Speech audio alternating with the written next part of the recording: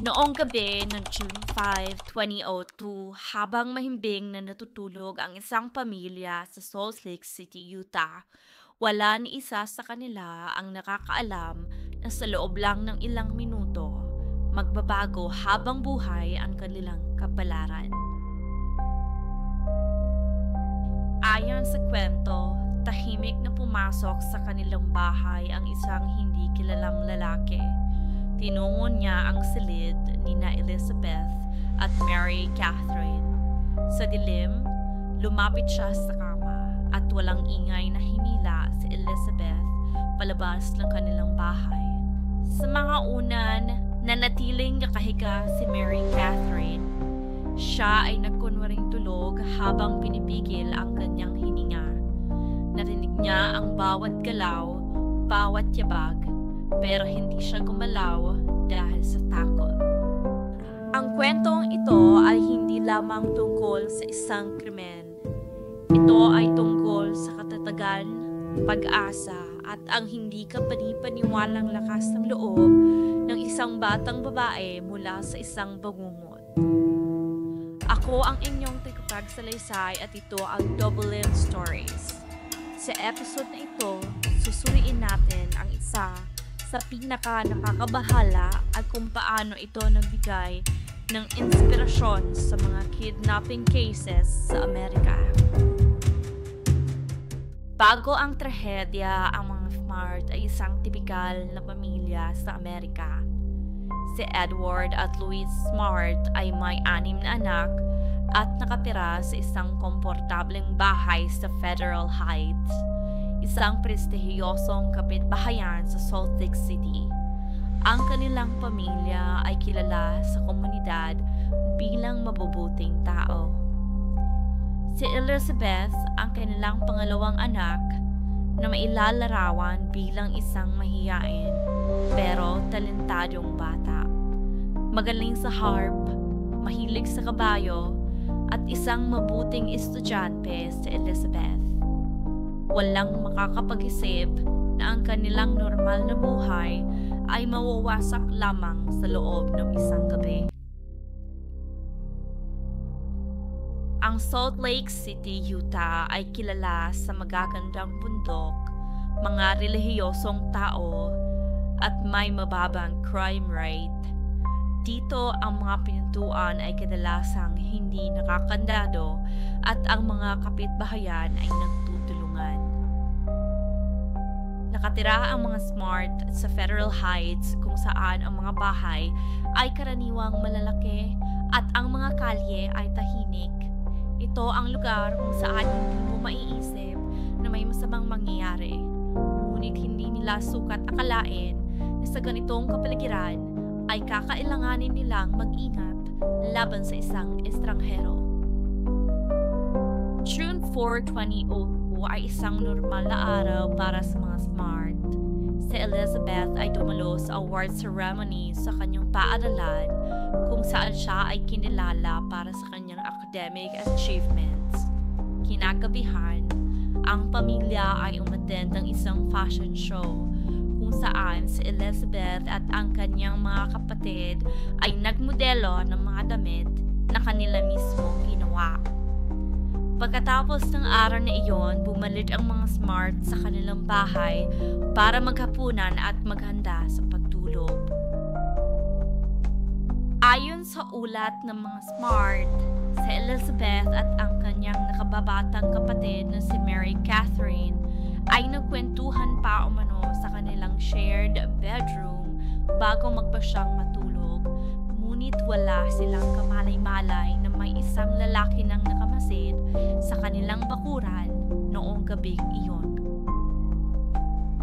Mga 2:00 ng madaling araw noong June 5, 2002, ang lahat ay tahimik sa Smart residence habang mahimbing na natutulog. Isang lalaki ang maingat na pumasok sa kanilang bahay at hindi ito isang pangkaraniwang panloloob dahil alam niya mismo kung saan siya pupunta.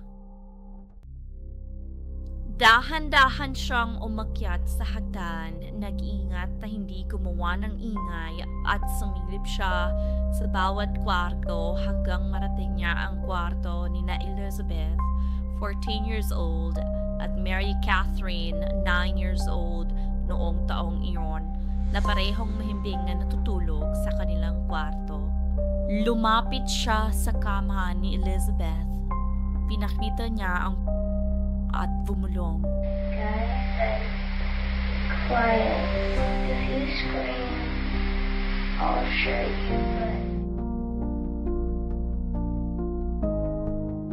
Nanginginig sa takot, sumunod si Elizabeth habang pinilit siyang lumakad palabas ng kwarto, pababa ng hagdan at patungo sa kusina.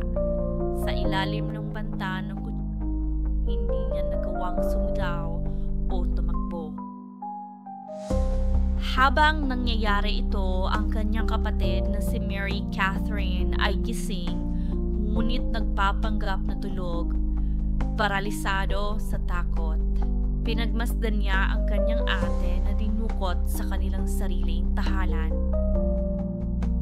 Inilabas si Elizabeth sa likod ng kanilang bahay at mabilis na dinala sa mga kabundukan. Suot lang ito ang kanyang pulang pajamas at mga tsinelas. Sa gitna ng kadiliman, pinilit siyang maglakad ng mga 3 milya o halos 1 oras sa masukal na daan. Nagtungo sila sa isang campsite na inihanda ng lalaki kung saan naman naghihintay ang kanyang asawa na animoy kasabwat sa pagdukot kay Elizabeth. Matapos ang pangyayari, si Mary Catherine, na nakahiga pa rin sa takot, ay sa wakas naglakas loob na banggitin ang nangyari. Tumakbo siya sa kwarto ng kanyang mga magulang kung saan ay nakasalubong niya sa hallway ang kanyang ama na nakaramdam na rin na may kakaibang kalabog sa kanilang bahay. Was Mary Catherine coming around the bed to Lois's side and saying, "Mom, somebody's taken Elizabeth." Sa una, inisip lang nila may isa lamang itong bangungot. Ngunit iba ang pagkabalisa at iyak ni Mary Catherine. At nang tignan nila ang kwarto ng mga anak, dakika nilang wala na nga sa Elizabeth. Alas 4 ng madaling araw, nang makumpirmang nawawala nga si Elizabeth, ay tumawag na si Ed sa 911. Sa loob ng ilang minuto, napuno ng mga pulis ang kanilang bahay at nagsimula ang paghahanap. Sinuri nila ang bawat sulok ng bahay, naghanap ng bakas ng forced entry at naglista ng lahat ng posibleng suspects. Ang unang mga oras ng investigasyon ay napakahalaga pero walang pahiwatig maliban sa sirang screen ng bintana sa kusina at ang hindi malinaw na deskripsyon ni Mary Catherine tungkol sa lalaking kumuha sa kanyang ate. Ayon sa kanya, ito ay isang lalaking mas matanda, may kulay itim at puti na buhok at medyo maliit ang tangkad. Pagsikat ng araw, kumalat na ang balita tungkol sa pagkawala ni Elizabeth. Ang buong komunidad ng Salt Lake City, Utah ay nagkaisa para tumulong sa paghahanap kay Elizabeth. Daan-daang volunteers ang nagtipon sa bahay ng mga Smart. Ang kanilang pamilya, mga kaibigan, kapitbahay, mga miyembro ng kanilang simbahan at kahit na mga concerned citizens ay dumating para magpaabot ng tulong. Ang istorya ay mabilis na kumalat sa media. Sa loob ng isang araw, ang mukha ni Elizabeth ay nasa bawat news program sa bansa. Ang kanyang ama, si Ed Smart, ay naging tagapagsalita ng pamilya. Laging nasa harap ng kamera, nagmamakaawa na ibalik ang kanyang anak. Daan-daang mga tao ang nasa listahan, ngunit isa ang nangibabaw sa kapulisan. Nanguna sa mga suspect, si Richard Ritchie, na isang bantog na magnanakaw na maaaring may kinalaman sa pagkawala ni Elizabeth. Si Richard ay may history ng burglary at drug use, at nang ma-interview siya ng mga pulis, natagpuan nila ang mga stolen items mula sa ibang bahay sa lugar, pero wala ni isang ebidensya ang konektado kay Elizabeth. Samantala, si Mary Catherine na nakita ang TV news programs tungkol sa pagkakasangkot ni Richard ay di sumang-ayon at nagsabing hindi siya ang nakita niya noong gabing dinukot ang kanyang kapatid. Gayunpaman, hindi na nagawang linisin ni Richard ang kanyang pangalan dahil sa ito ay pumanaw noong August 3rd, makalipas ang 3 araw ng interogasyon dahil sa brain aneurysm. At ang saklap pa rito, nang hindi payagan ang kanyang asawa na makita siya sa huling sandali ng kanyang buhay dahil sa ito ay nasa kustodiya pa umano ng mga pulis at kasulukuyang prime suspect sa pagkawala ni Elizabeth. Habang patuloy ang paghahanap ng lahat, si Elizabeth naman ay dinala sa isang tagong campsite sa bundok. 7 milya ang layo mula sa kanyang tahanan. Dito, nakilala niya ang asawa ng lalaki, isang babaeng parang nasa ilalim ng kontrol ng kanyang asawa. Sa unang araw ng pagkabihag, ipinaliwanag ng lalaki kay Elizabeth ang kanyang sarili bilang isang propeta na pinagpala umano ni Jesus. Sinabi niya kay Elizabeth na siya ay ang kanyang bagong asawa, ang isa sa maraming babae na kanyang kukunin. Pinalitan nila ang pangalan niya at pinilit siyang magsuot ng puting belo. Ipinagbawal din ng lalaki na tawagin siya sa kanyang pangalan na Elizabeth. Siya ay parang isang hayop na itinali. Ang kanyang mga paa ay nakatali sa isang linya sa pagitan ng 2 puno at hindi siya maaaring makalayo ng higit sa 10 talampakan. Habang ang mundo ay naghahanap sa kanya, siya ay nagdudusa sa isang bangungot na walang nakakaalam. Sa Salt Lake City Police Department, ang pinakamalaking manhunt sa kasaysayan ng Utah ay puspusan. Daan-daang tips ang dumarating bawat araw. Ang bawat tawag, emails ay detalyado at sinusuri. Si Mary Catherine, sa kabila ng trauma, ay patuloy na sinusubukang alalahanin ang mukha ng lalaki na kumuha sa kanyang ate. Ang kanyang malabong deskripsyon ang tanging lead na mayroon ang investigador.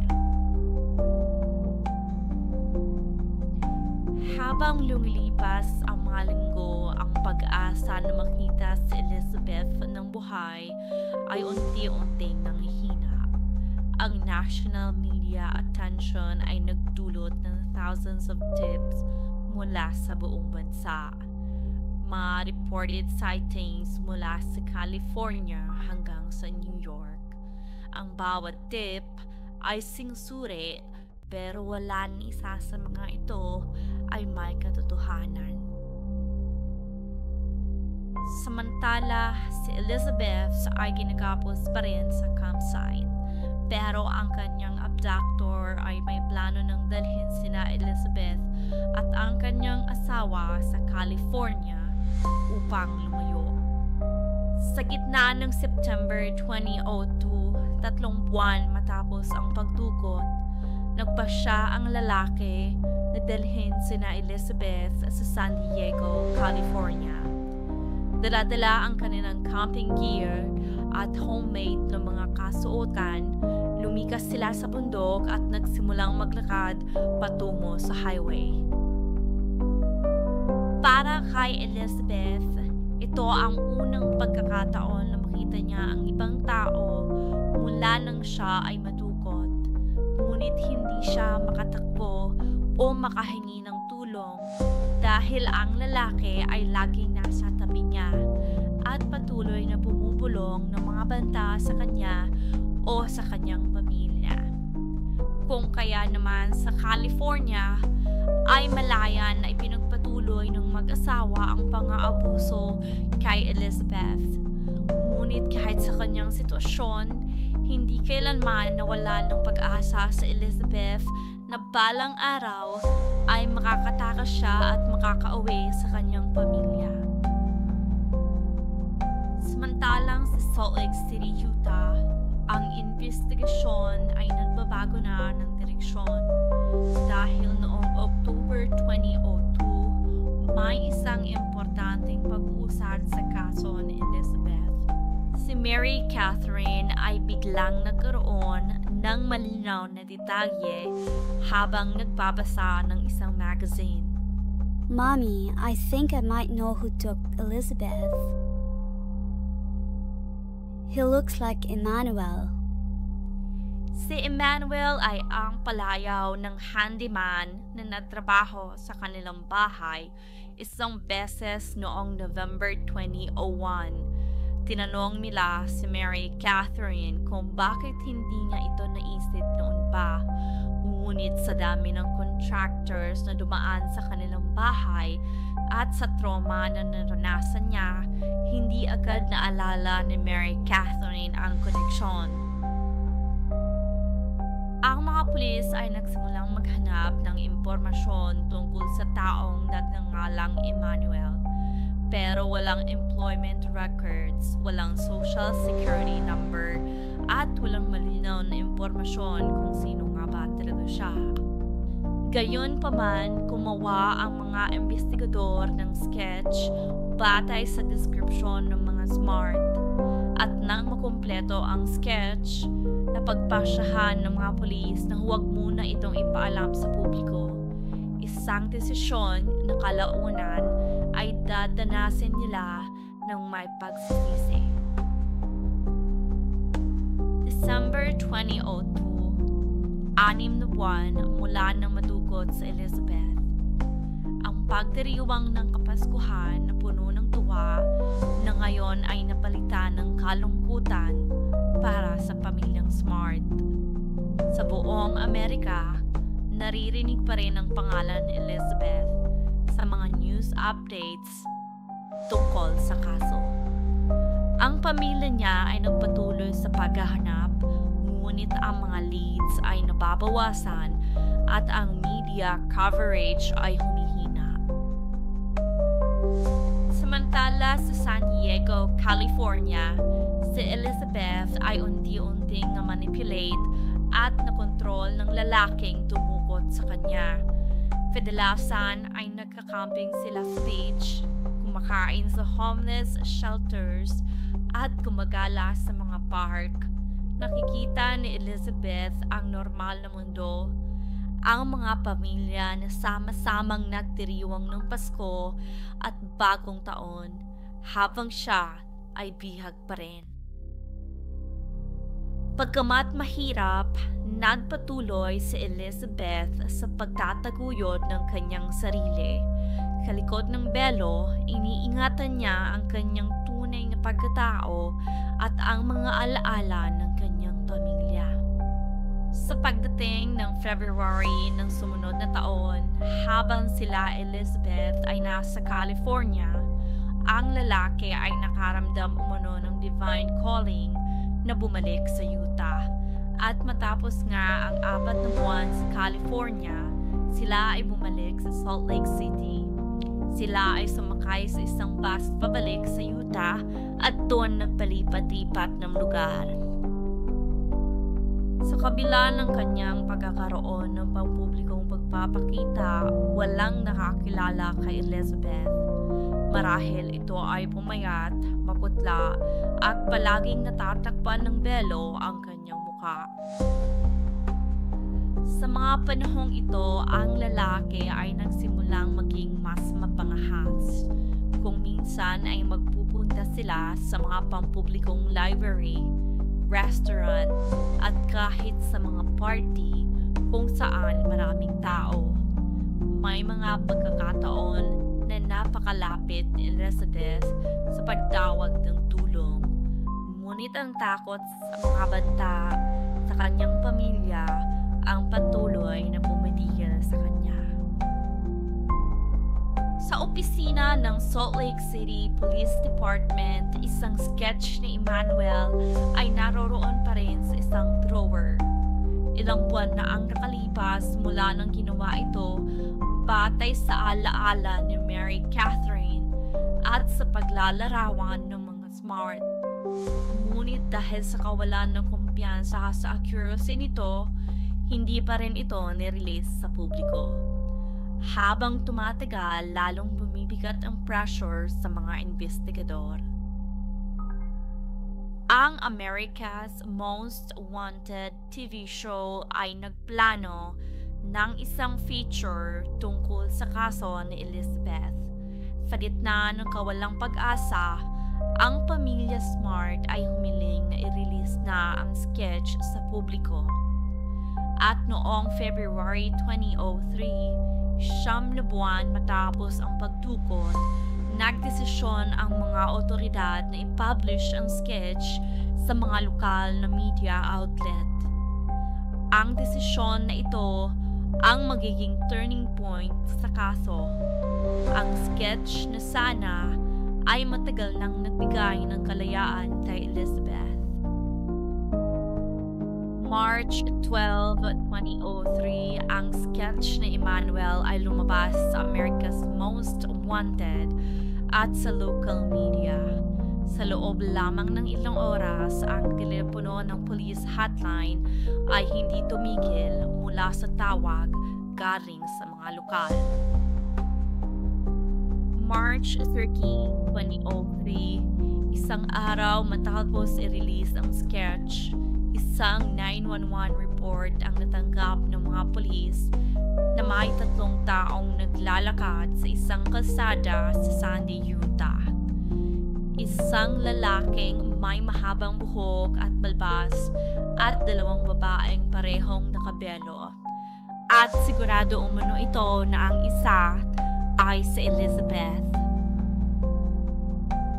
Agad naman na rumisponde ang mga kapulisan at ayon sa kanila, nagpakilala pa umano si Emmanuel bilang si David Sherrilson at ipinakilala ang may edad na babae bilang si Alada Sherrilson at si Elizabeth bilang si Esther Sherrilson. In an interview with CBS Mornings, Elizabeth Smart recounted the moment when police found her near a Walmart in Salt Lake City, Utah.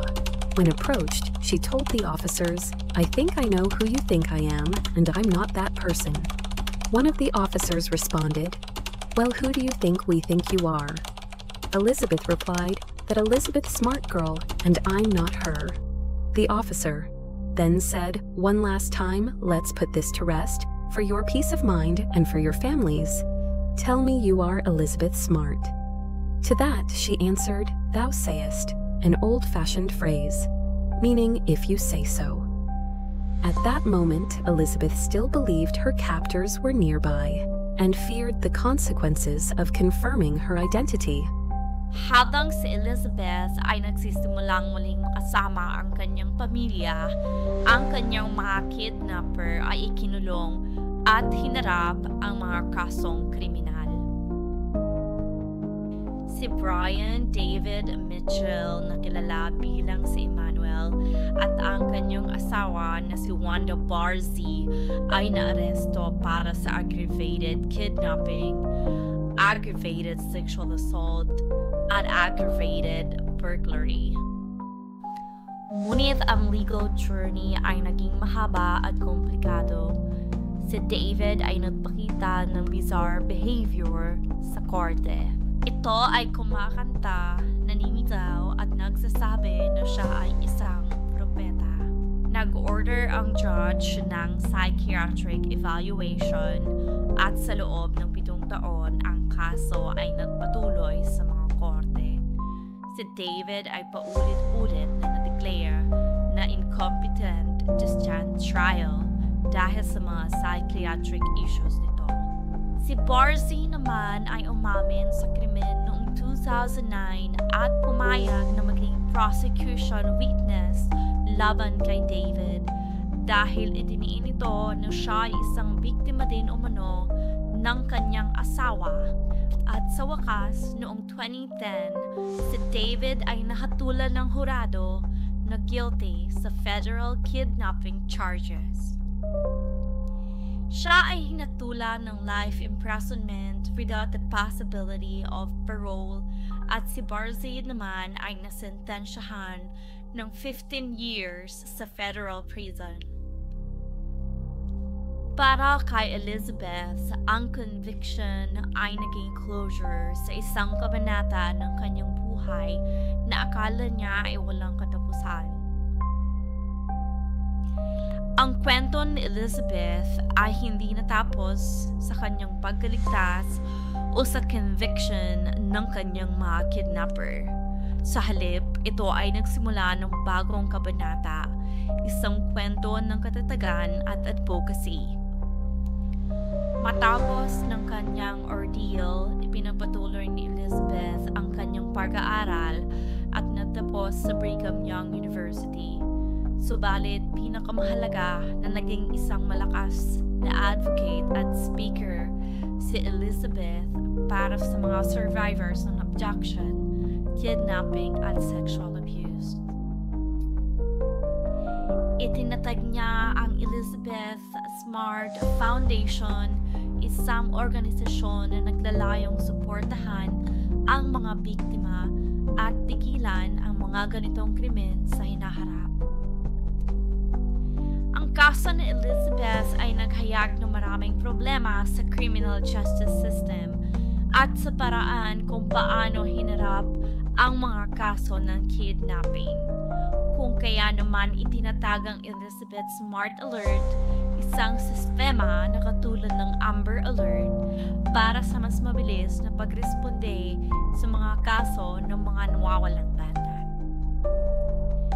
Ngayon, si Elizabeth Smart ay isang asawa at isang butihing ina ng kanyang 3 anak. Patuloy siyang activist at journalist tungkol sa kanyang karanasan, hindi bilang isang biktima, kundi bilang survivor. Ang kanyang mensahe ay simple pero makapangyarihan. Ang trauma ay hindi pagtatapos ng isang buhay. Ito ay isang hamon na maaaring mapagtagumpayan. Ito ay isang kwento ng realidad at inspirasyon na magpatuloy sa laban ng buhay, na kahit gaano kabigat o kadilim ang ating pinagdaanan o pagdadaanan, ang katatagan at lakas ng loob ay mahalaga para magpatuloy sa hamon ng